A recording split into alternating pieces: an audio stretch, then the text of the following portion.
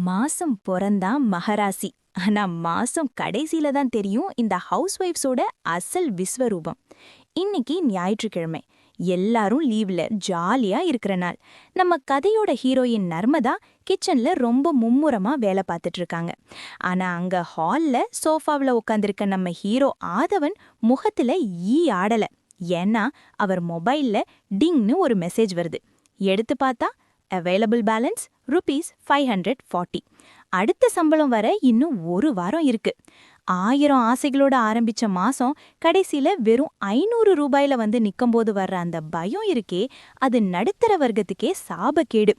ஆதவன் அப்படியே ஷாக் ஆகி சிலையா நிக்கிறாரு. அப்போதான் நர்மதா ஆவி பறக்கிற காஃபியோட அங்க வர்றாங்க. என்னங்க, என்ன ஒரு மாதிரி பேய் அரைஞ்ச மாதிரி பாக்குறீங்க? மொபைல்ல மெசேஜ் வந்துடுச்சா? கவலைப்படாதீங்க, நமக்கு காசு குறையலாம், ஆனா இந்த வீட்டு நிம்மதி குறையக்கூடாது. இந்த ₹500 வச்சு இந்த ஒரு வாரத்தை நான் எப்படி கெத்தா ஓட்டி காட்டுறேன்னு மட்டும் பாருங்க. உங்க பொண்டாட்டியோட விஸ்வரூபத்தை இப்போ நீங்க பார்க்க போறீங்க. நர்மதா இவ்ளோ தைரியமா சொன்னதும் ஆதவன் மனசுல ஒரு நம்பிக்கை துளிர் விடுது. ஆனா அந்த நம்பிக்கையில இடி விழுகிற மாதிரி பசங்க 2 பேரும் அங்க வர்றாங்க. அம்மா, இன்னைக்கு ஞாயிற்றுக்கிழமை ஆச்சே, எனக்கு ஸ்பெஷலா சிக்கன் வேணும்னு புகழ் கேக்குறான். பின்னாடியே ஓடி வந்த இனியா எனக்கு பன்னீர் பட்டர் மசாலா வேணும்னு அடம்பிடிக்கிறா.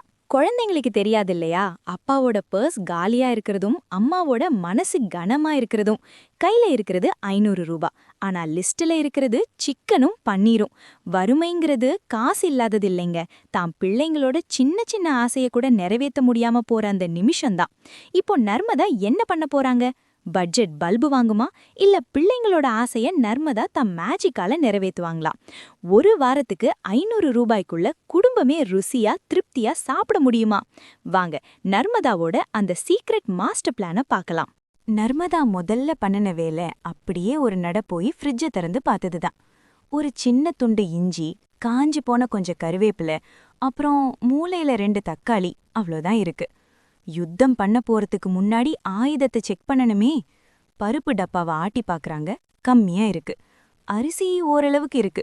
இப்போ நர்மதாவும் ஆதவனும் பைக்ல கிளம்பி மார்க்கெட் போறாங்க. ஆதவன் மனசுக்குள்ள ஒரே யோசனை, இந்த ₹500 வச்சுக்கிட்டு இவ என்ன பண்ண போறான்னு. இங்கதான் ட்விஸ்ட். நம்ம ஊர்ல ஏசி போட்ட சூப்பர் மார்க்கெட்ல பளபளன்னு பாக்கெட்ல இருக்கிற காய்கறியை விட நம்ம மண்ணு வாசத்தோட விவசாயிங்க நேரடியா விக்கிற உழவர் சந்தையில காய்கறி வாங்கினா சத்தும் அதிகம், நம்ம பர்சுக்கும் பாதுகாப்புன்னு நர்மதாவுக்கு நல்லாவே தெரியும். சந்தை வாசல்ல காலை வச்சதும் நர்மதா முகத்துல ஒரு தனி தெம்பு. ஆதவன் பின்னாடியே பைய தூக்கிட்டு வர்றாரு.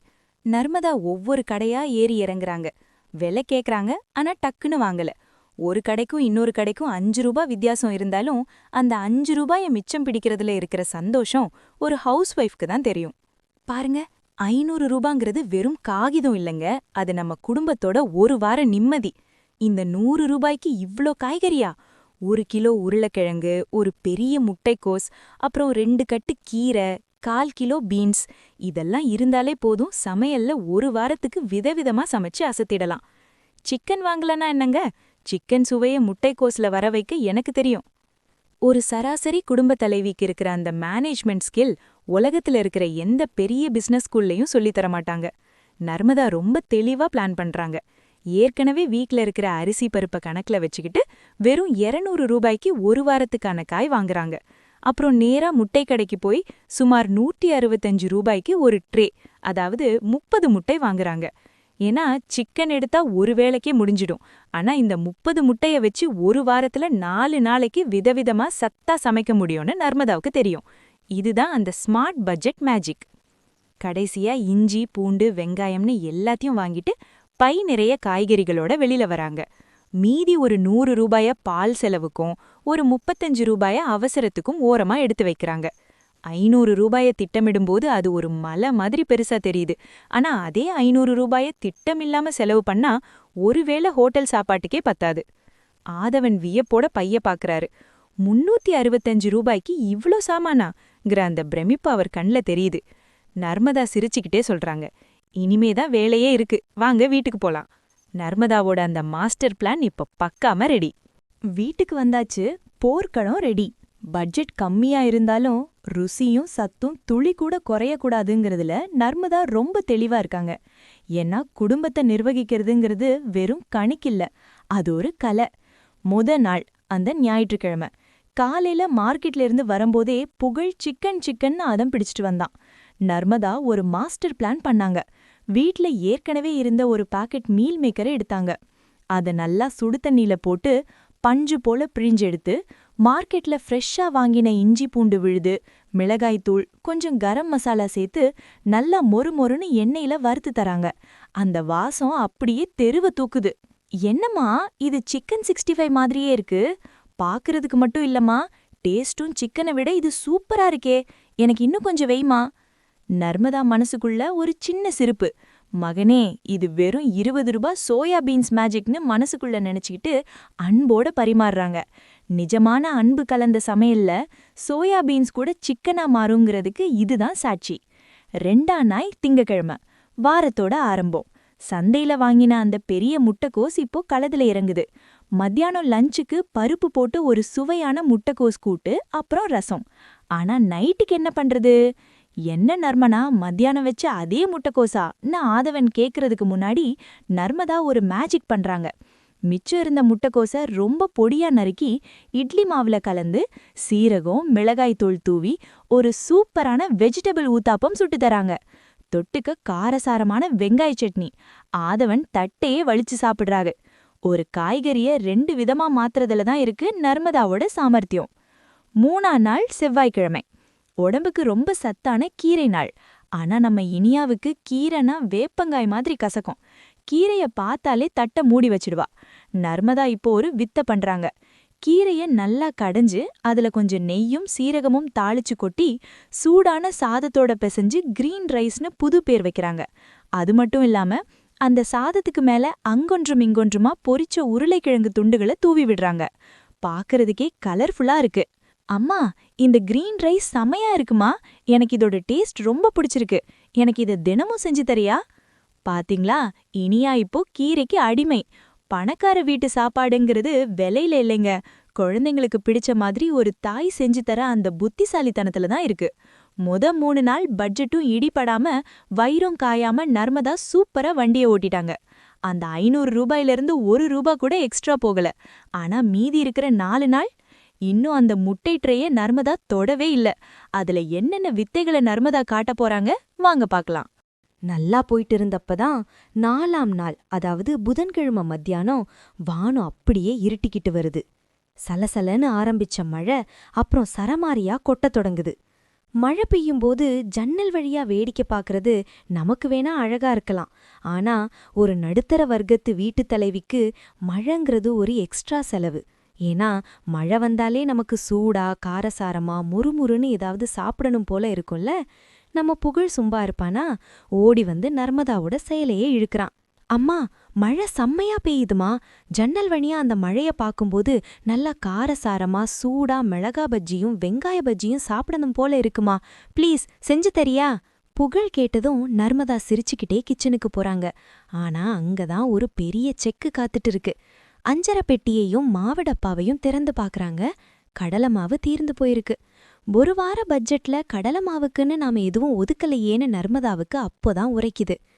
ஆதவன் மெதுவா கிச்சன் பக்கம் வர்றாரு. அவர் முகத்துல ஒரு தயக்கம். நர்மதா, பர்சுல காசு இல்லையே, பையன் வேற ஆசையா கேக்குறானே, இப்போ மழையில நனைஞ்சுக்கிட்டு கடைக்கு போய் கடலை மாவு வாங்கிட்டு வரட்டுமா? ஆனா அதுக்குன்னு காசு தனியா இல்லையே, என்ன பண்ணலாம்? ஆதவன் கேக்குறதுல ஒரு நியாயம் இருக்கு.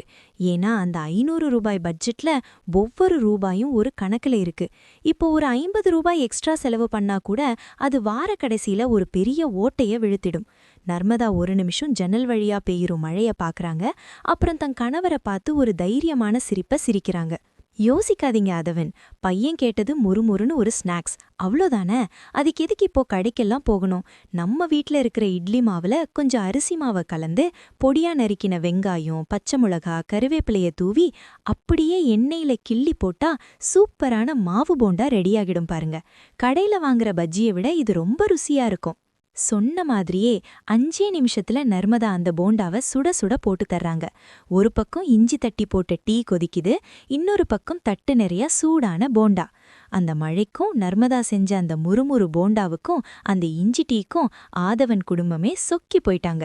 இனியாவும் புகழும் போட்டி போட்டுட்டு சாப்பிடுறாங்க. ஆதவன் மனசுக்குள்ள ஒரு பெரிய நிம்மதி. பணம் இருந்தா எதை வேணா வாங்கி தரலாங்க. ஆனா பணம் இல்லாதப்பவும் தன் குடும்பத்தோட சின்ன சின்ன ஆசையை கூட தன் அன்பாலையும் அறிவாலையும் ஒரு தாய் நிறைவேத்துறா பாருங்க. அதுதான் ஒரு வீட்டுக்கு நிஜமான சொத்து. ₹1 கூட எக்ஸ்ட்ரா செலவில்ல. ஆனா இன்னைக்கு அந்த வீட்டோட வயிறும் மனசும் திருப்தியா நிறைஞ்சிடுச்சு. நர்மதா அந்த சோதனையையும் ஒரு சாதனையா மாத்திட்டாங்க. இதோ அந்த 7வது நாள்.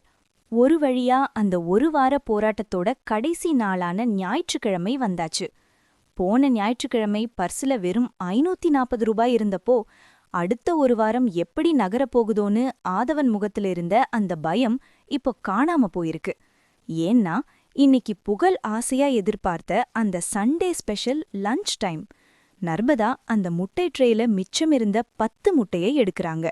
ஒரு பக்கம் சீரக சம்பா அரிசி வாசனையில கமகமன்னு முட்டை பிரியாணி, இன்னொரு பக்கம் அந்த முட்டைய வேக வச்சு மசாலா தடவி மொறுமொறுன்னு வறுத்த முட்டை ரோஸ்ட். அந்த வாசனை தெருவையே கூட்டுது. பக்கத்து வீட்டுக்காரங்க கூட எட்டி பாக்குற அளவுக்கு ஒரு ராஜ விருந்து அங்க தயாராகிட்டு இருக்கு. சாப்பிட்டு முடிச்சதும் ஆதவன் ஒரு நீண்ட பெருமூச்சு விடுறாரு. அது வயிறு நிறைந்த திருப்தி மட்டும் இல்ல, ஒரு வாரமா மனசுக்குள்ள இருந்த பாரம் குறைந்த நிம்மதி. மெதுவா தன் பர்ஸை எடுத்து திறந்து பாக்குறாரு. அவருக்கு ஒரு பெரிய அதிர்ச்சி. அதுல இன்னும் 2 ₹20 நோட்டும் சில சில்லறைகளும் சிரிக்குது. அதாவது அந்த ₹500லையும் இன்னும் ₹40 மிச்சம் இருக்கு. நர்மதா, நீ நிஜமாவே ஒரு மேஜிக் உமன் தான். ₹500க்குள்ள ஒரு வாரமா, அதுவும் ஞாயிற்றுக்கிழமை லஞ்ச் வரைக்கும் இவ்ளோ வெரைட்டியா சத்தா சமைக்க முடியும்னு நான் கனவுல கூட நினைக்கல. ஹோட்டலுக்கு போய் ₹2000 செலவு பண்ணி சாப்பிட்டதை விட நம்ம வீட்ல எல்லாரும் ஒன்னா உட்கார்ந்து மனதார சிரிச்சுக்கிட்டே சாப்பிட்ட இந்த சாப்பாடு ரொம்ப திருப்தியா இருக்கு நர்மதா. நிஜமாவே நீ இந்த வீட்டு மகராசிதான். நர்மதா சிரிச்சுக்கிட்டே அந்த ₹40 வாங்கி ஆதவனோட கையிலேயே கொடுக்கறாங்க. என்னங்க இது? காசு அதிகம் இருந்தா எதை வேணா வாங்கலாங்க. ஆனா பணம் கம்மியா இருக்கிறப்போதான் ஒரு பெண்ணோட புத்திசாலித்தனமும் அக்கறையும் வெளிப்படும். சமையல்ங்கிறது வெறும் காசுல இல்லைங்க, நாம போடுற அந்த சரியான திட்டமிடல்ல தான் இருக்கு. இந்த ₹40 நாளைக்கு காலையில பால் வாங்குறதுக்கு உதவும், வெச்சுக்கோங்கன்னு சொல்றாங்க. ஆதவன் வியப்போட நர்மதாவை பாக்குறாரு. ₹500ங்கிறது வெறும் காகிதம் இல்ல, அது ஒரு குடும்பத் தலைவியோட கையில போய் சேரும்போது அது அந்த பொறுப்பான குடும்பத்தோட ஒரு வாரத்துக்கான நம்பிக்கையாவே மாறுதுன்னு அன்னைக்கு அவர் புரிஞ்சுக்கிட்டாரு. என்ன நண்பர்களே, நர்மதாவோட இந்த ₹500 சேலஞ்ச் கதை உங்களுக்கு பிடிச்சிருந்ததா? இந்த உலகத்துல வறுமைங்கிறது காசு இல்லாததில்லைங்க, நாம சரியா திட்டமிடாததுதான். பட்ஜெட் கம்மியா இருக்குன்னு என்னைக்குமே கவலைப்படாதீங்க.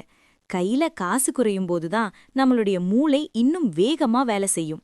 நர்மதா மாதிரி கொஞ்சம் அன்பையும் ஒரு கரண்டி புத்திசாலித்தனத்தையும் சேர்த்தா உங்க வீட்லயும் இதே மாதிரி மேஜிக் கண்டிப்பா நடக்கும். இந்த கதையில வர்ற நர்மதா ஒரு உதாரணம் தான். நிஜ வாழ்க்கையில இதை விட பெரிய சாதனைகளை நம்ம ஊர்ல இருக்கிற ஒவ்வொரு இல்லத்தரசிகளும் தினந்தோறும் செஞ்சுக்கிட்டு தான் இருக்காங்க. நீங்க உங்க வீட்டு பட்ஜெட்டை எப்படி சமாளிப்பீங்க? உங்ககிட்ட இருக்கிற அந்த சீக்ரெட் பட்ஜெட் பிளான் என்னன்னு மறக்காம கமெண்ட்ல சொல்லுங்க. மத்தவங்களுக்கும் அது பயனுள்ளதா இருக்கும். இந்த வீடியோ உங்களுக்கு ஒரு சின்ன உத்வேகத்தையோ இல்ல ஒரு நல்ல ஐடியாவையோ கொடுத்திருந்தா அதுதான் எங்களுக்கும் வெற்றி. மறக்காம நம்ம கீப் சேவிங் சேனலுக்கு லைக் பண்ணி சப்ஸ்கிரைப் பண்ணுங்க. ஞாபகம் வச்சுக்கோங்க, சிக்கனமா வாழ்வோம், சிறப்பா வாழ்வோம். அடுத்த ஒரு சுவாரஸ்யமான கதையோடவும் பயனுள்ள டிப்ஸோடவும் உங்களை சந்திக்கிறேன். நன்றி, வணக்கம்.